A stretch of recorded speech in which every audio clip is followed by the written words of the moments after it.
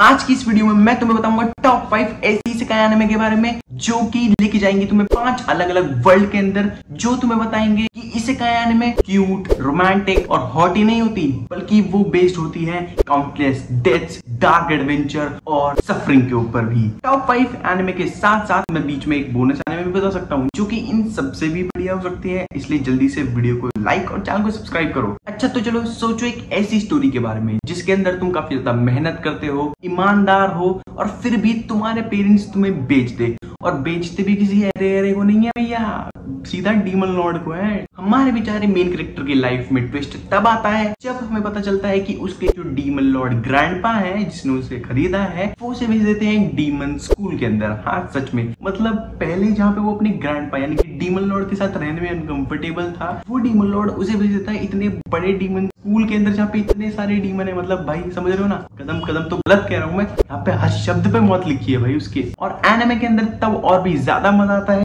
जब हमारा जो मेन कैरेक्टर है उसकी लड़ाई हो जाती है पहले दिन स्कूल के सबसे हैंडसम और पॉपुलर लड़के से।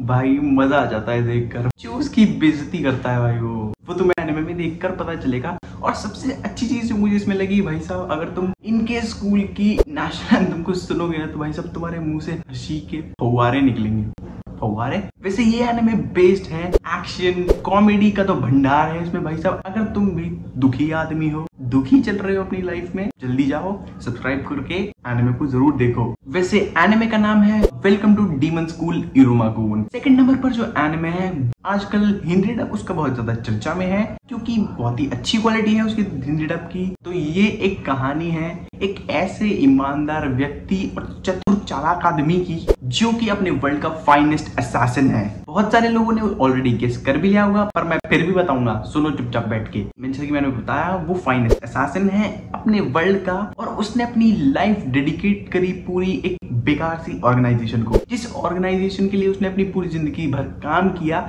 उसी ऑर्गेनाइजेशन की वजह से वो मारा गया, और उसी ऑर्गेनाइजेशन हाथ भी था उसको मारने का। और जब वो मर जाता है तो उसके सामने होती है एक गॉडेस जो उसके सामने एक शर्त रखती है कि वो उसे भेज देगी एक दूसरे वर्ल्ड के अंदर जहाँ पे उसे उसका एक काम करना होगा, और उससे वो कहती है कि तुम अपने हिसाब से इस लाइफ को जी सकते हो। काम ये होता है कि उस वर्ल्ड के हीरो को टपकाना है, विलेन को नहीं, हीरो को टपकाना है। अब उसका रीजन क्या है वो तुम्हें एनिमे के अंदर देखने को मिलेगा, पर उससे पहले तुम्हें एनिमे भी देखनी पड़ेगी वीडियो। वैसे एनिमे का नाम है द वर्ल्ड्स फाइनेस्ट असैसिन, ऐसी करके कुछ नाम है, जो भी है देख लो। म्यूजिक इंडिया पर फ्री में अवेलेबल है, जाओ और देखो। 4 पर जो एनिमे आती है उसका नाम है सुकीमिची मूनलाइट फैंटेसी, यही नाम है क्या?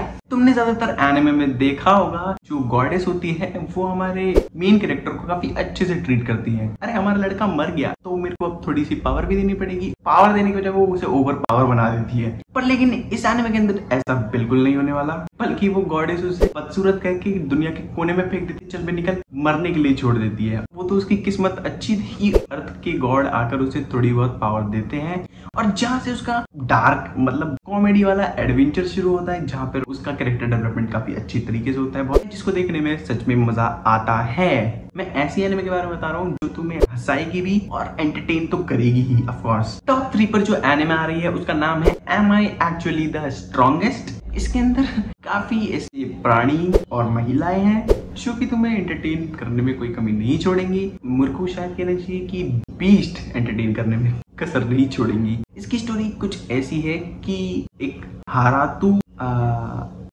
नाम का लड़का एक नोबल फैमिली के अंदर रीइंकार्नेट हो जाता है, पर रीइंकार्नेट होने से पहले गॉडेस उसे ओवर पावर एबिलिटीज दे देती हैं। पर लेकिन जो हमारे नोबल परिवार के बेवकूफ लोग हैं वो उसकी एबिलिटी को मीसर गलत तरीके से करते हैं, जिसकी वजह से उन्हें लगता है वो बहुत ज्यादा कमजोर है और इसलिए वो उसे फेंक देते हैं। और एक बीस्ट के चलते उसे अपनी एबिलिटीज का एहसास होता है, और तब उसे पता चलता है कि वो वीकेस्ट नहीं कुछ और है। अब वो क्या है और एनिमे में क्या एंटरटेनमेंट की चीजें हैं, समझ रहे हो ना? इसके लिए तुम्हें एनिमे को देखना पड़ेगा, जाओ और देखो। तो फाइनली टॉप 2 पर जो एनिमे आता है उसका नाम है कोनोसुबा। बहुत पॉपुलर इसेकाई है, बहुत सारे लोग इसके दीवाने हैं। पर लेकिन मुझे ये बिल्कुल भी पसंद नहीं आया था जब मैंने इसे देखा था। पर फिर भी मैंने इसे देखा, और मैंने इसे इसलिए देखा क्योंकि इसकी कॉमेडी एक नंबर। भाई साहब जिस टाइम पे मैंने इसे देखा था उस टाइम मुझे एक्शन एनिमे इसका कुछ ज्यादा ही लगा हुआ था कि कुछ भसड़ मचनी चाहिए तभी मजा आएगा वीडियो एनिमे में, नहीं तो छोड़ दो। पर फिर भी आगे जाकर ये एनिमे काफी ज्यादा बढ़िया हो जाती है डेथ्स जब होने लगती है हमारे मेन कैरेक्टर जिसका नाम है काजुमा। वैसे इसका ही जो मेन कैरेक्टर है इस पर भाई साहब मेरे को बहुत हंसना पड़ा। एक लड़की को बचाने जाता है, इसे लगता है कि ट्रक आके उस लड़की को उड़ा देगा, पर लेकिन वो उसे छूता भी नहीं है और उसे बचाने के लिए जाता है तो ये शौक से मर जाता है। और हंसी मुझे तब आती है भाई जब दिखाया जाता है कि इसने अपनी पैंट भी गीली कर दी है। क्या बात है। वैसे एनिमे काफी ज्यादा बढ़िया है, तुम जाकर देखो, कॉमेडी के मामले में एक नंबर है, आगे जाकर और ज्यादा तगड़ी हो जाती है। अब अगली एनिमे पे बढ़ने से पहले चलो उस बोनस एनिमे की बात करते हैं जिसके बारे में मैंने तुम्हें स्टार्टिंग में बताने का वादा किया था। देखो उस एनिमे का नाम है डेथ माउंट डेथ प्ले। हाँ यही नाम है। ये एनिमे काफी ज्यादा बढ़िया है पर मैं इसके बारे में कुछ नहीं बताऊंगा। अगर तुम चाहते हो कि मैं इसके बारे में बताऊं तो जाकर कमेंट करो, चुपचाप जरूर बताऊंगा आने वाली वीडियो में। तो टॉप 1 पे जो एनिमे आती है उसका नाम है Re:Zero। इसके बारे में कुछ बताने की जरूरत है क्या? ये एनिमे इतनी ज्यादा पॉपुलर है कि क्रंचीरोल अवार्ड्स हुए थे अभी, उसमें से best isekai anime of the year का अवार्ड मिला था इसके सीजन 3 को। इसमें सब कुछ लेजेंडरी है भाई, character legendary, story legendary, villains legendary, मैं भी लेजेंडरी, तुम देखने वाले तुम भी लेजेंडरी। एक नात्सुकी सुबारू नाम का टीनेजर शॉपिंग मॉल से शॉपिंग कर कर बाहर आ रहा होता है। में ट्विस्ट तब आता है जब अगले ही पल वो देखता है कि वो तो भैया किसी दूसरी ही दुनिया में पहुंच गया है। वो सोचता है कि ओपी पावर मिली होगी पर वो लल्लू निकलता है। उससे पता चलता है कि उसके पास कोई भी ऐसी पावर नहीं है। फालतू में वो गुंडों से भी पिट जाता है और जब वो मर जाता है तो उसे पता चलता है कि उसके पास एक एबिलिटी है जिसका नाम वो रखता है रिटर्न बाय डेथ, और यहीं से उसकी सफरिंग का सिलसिला शुरू हो जाता है। ये एबिलिटी कुछ इस तरह काम करती है जैसे एक गेम में सेफ पॉइंट काम करता है। जब हम थोड़ा सा डेवलपमेंट करते हैं तो सेफ पॉइंट सेफ हो जाता है और जब हम आउट होते हैं तो हम उस सेफ पॉइंट पर पहुंच जाते हैं। तो ऐसे ही ये एनिमे काम करता है। काउंटलेस डेथ्स होती हैं, जिन लोगों से वो प्यार करता है उन सबको उसे खोना पड़ता है और बार बार मरते हुए देखना पड़ता है। समझ रहे हो ना, मेंटल हेल्थ की धज्जियां उड़ जाती है जो कि बहुत ही ज्यादा रुला देने वाली चीज है। वैसे अगर ये वीडियो तुम्हें पसंद आई हो तो सब्सक्राइब जरूर करना और जरूर बताना कि एनिमे तुम्हें सबसे ज्यादा कौन सी पसंद आई, और अगर इसका पार्ट 2 चाहिए उसके बारे में भी तुम बता सकते हो जल्दी।